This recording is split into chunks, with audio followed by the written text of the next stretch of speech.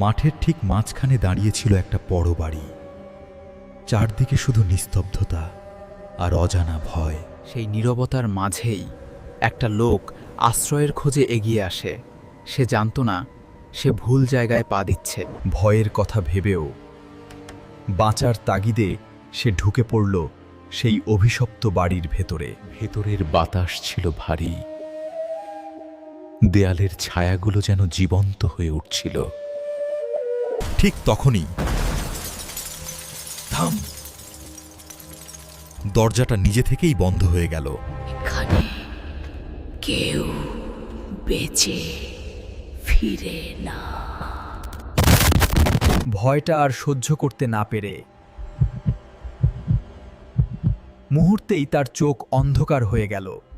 পরদিন সকালে কাঁচা রাস্তার পাশে পাওয়া যায় তার নিথর দেহ, কিন্তু তার চোখে তখনও জমেছিল ভয়। বাড়িটা আজও দাঁড়িয়ে আছে অপেক্ষায় পরের অতিথির জন্য।